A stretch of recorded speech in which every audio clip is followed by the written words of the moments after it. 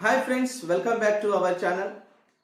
మనకి ఈరోజైతే గ్రూప్ 1 పైన ఒక ముఖ్యమైన ప్రధానమైన అప్డేట్ ఉంది. గ్రూప్ 1 రిజల్ట్స్ ఎప్పుడు అని చాలామంది ఒక 21,000 మంది ఎదురు చూస్తూ ఉన్నారు. అసలు యాక్చువల్గా మనకు గ్రూప్ 1 నోటిఫికేషన్ అనేది 2022 నోటిఫికేషన్. ఇది మనకు 2024 జూన్లో గ్రూప్ 1 ప్రిమ్స్ ఎగ్జామ్ జరిగింది. 5 లక్షల మంది అప్లై చేసుకుంటే రాసిన వాళ్ళు కేవలం 2 లక్షల మంది, 2,50,000. ఆ 2,50,000 ప్రిమ్స్ రాస్తే దాంట్లో 31,000 మంది మెయిన్స్ సెలెక్ట్ అయినారు. ఆ 31,000 మందిలో మెయిన్స్ ఎగ్జామ్కి అటెండ్ అయిన వాళ్ళు కేవలం 21,000 మంది. ఈ 21,000 మందిని ఇప్పుడు group 1 mains results and merit అనేది ఆధారపడి ఉన్నది.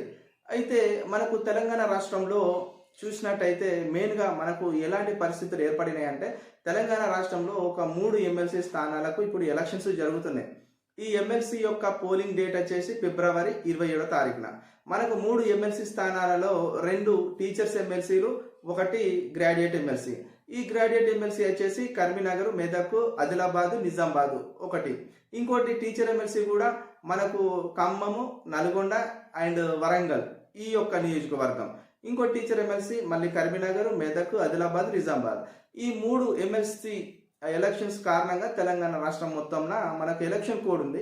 ఈ ఎలక్షన్ కోడ్ వల్లనే మేము ఈ యొక్క గ్రూప్ 1కి సంబంధించిన జనరల్ ర్యాంకింగ్ లిస్ట్ అనేది ప్రకటించలేకపోతున్నాము, లేట్ అవుతుందని చెప్పేసి పబ్లిక్ సర్వీస్ కమిషన్ టీజీపీఎస్సీ అయితే చెప్పింది. అయితే ఇప్పుడు టీజీపీఎస్సీ నుండి మనకు అందిన ప్రధానమైన విషయం ఏంటంటే, వాళ్ళు ఏం చెప్తున్నారంటే, ఇప్పుడు మేము జనరల్ ర్యాంకింగ్ లిస్ట్ ఇవ్వడమే కాదు, మెరిట్ జాబితాను కూడా మేము సిద్ధపరుస్తూ ఉన్నాము. ఈ యొక్క మార్చి 3 తారీఖు వరకు మీ జనరల్ ర్యాంకింగ్ లిస్ట్ ఇచ్చి ఎమ్మటే 1:2 సర్టిఫికేట్ వెరిఫికేషన్ పిలుస్తామని చెప్పేసి ఈ యొక్క టీజీపీఎస్సీ వాళ్ళైతే ఒక ప్రకటన ద్వారా తెలియజేసినారు. ఏదేమైనా అతి త్వరలో మనకు గ్రూప్ 1 జనరల్ ర్యాంకింగ్ లిస్ట్ అనేది రాబోతుంది. ఇందులో చాలా మందికి మెరిట్ లిస్ట్ అనేది ఇప్పటికే సిద్ధం చేసినారు. కేవలము మనకు ఈ గ్రూప్ 1 రిజల్ట్ వచ్చిందంటే, మనకు మార్చి 3వ తారీఖు group 1 results general ranking list వచ్చేసిందంటే, మనకు 1:2 పికప్ లిస్ట్ తీసేసుకున్నారంటే మనకు సర్టిఫికేట్ వెరిఫికేషన్ కంప్లీట్లీ మనకు ఏప్రిల్ మాసం మొత్తం అయిపోతుంది. ఇప్పుడు ఈ గ్రూప్ 1 నోటిఫికేషన్ సంబంధించింది అది కంప్లీట్ అయినా గ్రూప్ 2 స్టార్ట్ అవుతుంది, గ్రూప్ 3 స్టార్ట్ అవుతుంది. మనకు ఫ్రెష్ నోటిఫికేషన్స్ కూడా మనకి ఎమ్మటే మేలో వచ్చే అవకాశం అయితే ఉన్నది. ఎందుకు మేలోనే వచ్చే అవకాశం ఉన్నదంటే, మనకు స్థానిక సంస్థల ఎలక్షన్స్ అనేది జూన్ ఆర్ జూలై అంటున్నారు. కొన్ని పేపర్లో ఏమి ఇచ్చినారంటే ఏప్రిల్ ఆర్ మే అంటున్నారు. మరి ఇట్లా చూసినా కానీ కొత్త ఫ్రెష్ నోటిఫికేషన్స్ లేట్ అయ్యే అవకాశం ఉంటుంది కదా బ్రదర్ అని మీరు అడగవచ్చు.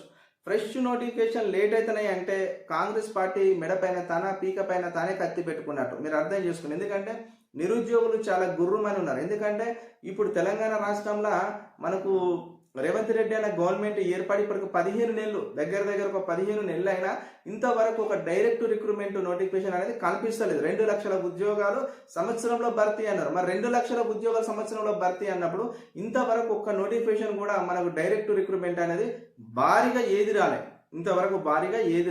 మనకు గ్రూప్ 1 ఇచ్చింది కూడా బీఆర్ఎస్ వాళ్ళే, గ్రూప్ 2 ఇచ్చింది కూడా బీఆర్ఎస్ ప్రభుత్వమే, గ్రూప్ 3 ఇచ్చింది బీఆర్ఎస్ ప్రభుత్వమే, అదే డిఎస్సి ఇచ్చింది కూడా బీఆర్ఎస్. కొన్ని పోస్టులు కాంగ్రెస్ వచ్చిన తర్వాత కలిపింది. ఇప్పుడు డిఎస్సి నోటిఫికేషన్ అని చెప్తున్నారు, వాళ్ళ 6,000 పోస్టులే ఉన్నాయి. 6,000 పోస్టులు ఇస్తే ఎవరికి ఏం సరిపోవు, కనీసంలో దాంట్లో ఒక 10,000-15,000 పోస్టులు చూపించాలని చెప్పేసి మన నిరుద్యోగులు ప్రధానంగా డిమాండ్ చేస్తున్నారు. మన వాళ్ళు మెయిన్గా తెలంగాణ రాష్ట్రంలో చూడండి, ఏ డిఎస్సి వచ్చినా కానీ స్కూల్ అసిస్టెంట్ పోస్టులు అనేది అధికంగా కనిపించవు. స్కూల్ అసిస్టెంట్ పోస్టులు లేని కారణంగా ఎంఏ బీఈడి చేసి ఎంఎస్సి బీఈడి చేసిన వాళ్ళందరూ నిరుద్యోగులుగా ఊర్లల్లో ఖాళీగా తిరుగుతున్నారు. అదో పని ఇదో పని చేసుకొని వాళ్ళ జీవనాన్ని ఎల్లదీస్తున్నారు. చూడండి, బీఎడ్ చేసిన వాళ్ళందరూ ఖాళీగా తిరుగుతూ ఉంటే, డిఎడ్ చేసిన వాళ్ళందరూ కూడా ఎగ్జిక్యూటివ్గా స్కూల్ టీచర్గా ఉద్యోగాలు సాధించి వాళ్ళ ముందర స్కూల్కి వెళ్తుంటే, చాలా మంది తెలియని వాళ్ళు బీఈడి చేసిన వాళ్ళను, నీ ముందున్నవాడు నీ ఇంటి పక్కడు ఉద్యోగం కొట్టింది టీచర్ ఉద్యోగం, నీ ఫ్రెండ్ వాడు కొట్టింది టీచర్ ఉద్యోగం, నీ చుట్టాలలో వాడు టీచర్ ఉద్యోగం కొట్టిన వారు నీకెందుకు వస్తలేదని క్వశ్చన్ వేసి చంపేస్తూ ఉంటారు ఈ బీఎడ్ చేసిన వాళ్ళని. అసలు బీఎడ్ వాళ్ళు చేసిన వాళ్ళకి జరుగుతున్న అన్యాయం అనేది ఆ క్వశ్చన్ వేసేటోళ్ళకి తెలియదు. బీఎడ్ వాళ్ళకు ఎప్పుడైనా చూడండి, వాళ్ళ జిల్లాలో స్కూల్ అసిస్టెంట్లు అస్సలు ఉండవు. నేను చెప్తున్నా, ఈ స్కూల్ అసిస్టెంట్ లేని కారణంగా ఆయన ఎంఏ చదివినా, బీఎడ్ చేసినా, టెట్ క్వాలిఫై అయినా, ఎన్ని క్వాలిఫికేషన్స్ ఉన్నా కానీ అక్కడ పోస్టు లేకపోతే ఆయన ఏం చేస్తాడు? ఆయన ఏం చేయలేడు.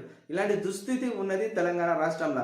ఇలాంటి దుస్థితి కోసం మన మిత్రులందరూ ఫైట్ చేస్తున్నారు. ఇలాంటి దుస్థితిని ఛేదించాలి, మంచి రోజులు రావాలని. అదేంటంటే ఇక నుండి డైరెక్ట్ రిక్రూట్మెంట్ కోటాలో స్కూల్ అసిస్టెంట్లు 80% ఇవ్వాలి, మరి హెచ్జిటిల ప్రమోషన్ ద్వారా 20% కోటా ఇవ్వాలి. ఇట్లా కర్ణాటక రాష్ట్రంలో అట్లనే ఇంప్లిమెంటేషన్ చేసిర్రు, తమిళనాడు రాష్ట్రంలో అలాంటి ఇంప్లిమెంటేషన్ ఉంది, కేరళలో అలాంటి ఇంప్లిమెంటేషన్ ఉంది. మరి పక్క రాష్ట్రాల్లో అలాంటి ఇంప్లిమెంటేషన్ ఉన్నప్పుడు మన రాష్ట్రాల్లో ఎందుకు ఉండకూడదని చెప్పేసి మన మిత్రులందరూ కూడా మరి హైకోర్టులో సుప్రీంకోర్టులో కేసు ఫైల్ చేయడానికి అయితే సిద్ధపడుతున్నారు. కాబట్టి నేను మళ్ళీ చెప్తున్నా, మరి దీనివల్ల ఏమన్నా డిఎస్సి ఎగ్జామ్కు కానీ డిఎస్సి నోటిఫికేషన్ కానీ ఎఫెక్ట్ ఉంటుంది అంటే ఏం ఎఫెక్ట్ ఉండదు. అది రాకముందే మనోళ్ళు నోటిఫికేషన్ రాకముందే మనోళ్ళు ఇలాంటి పనులన్నిటిని ముందర పెట్టుకొని ముందుకు నడుస్తూ ఉన్నారు. ఇది ప్రతి ఒక్కరికి అవకాశం వచ్చేదే. ఎందుకంటే మన స్కూల్ అసిస్టెంట్ పోస్టు మనకున్నప్పుడే మన స్కూల్ టీచర్లుగా మనము సక్సెస్ సాధించే అవకాశం ఉంటుంది. చూడండి, ఈరోజు తెలంగాణ రాష్ట్రంలో ఇంత దారుణంగా ఉంది టెట్ వ్యవస్థ అంటే. టెట్టుల బయాలజికల్ సైన్స్ వాళ్ళకు ఎందుకంటే మ్యాథ్స్ ఎందుకు? మ్యాథ్స్ అనేది ఎవరికి ఉండాలి? ఎంపీసీ బ్యాక్గ్రౌండ్ ఉన్న వాళ్ళకు ఉండాలి, మ్యాథ్స్ టీచర్స్ ఉన్న వాళ్ళకి.